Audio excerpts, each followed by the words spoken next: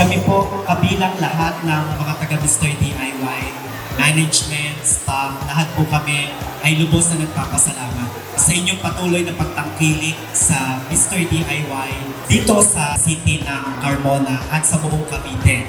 Nais po niyang ipaabot ang taus-pusong pasasalamat sa DIY for conducting this medical mission na taon-taon po ay gagawin na nila sa lungsod ng Carmona.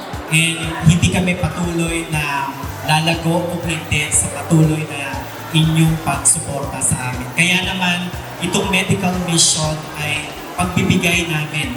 Kung sabi nga, this is our way of giving back to the community.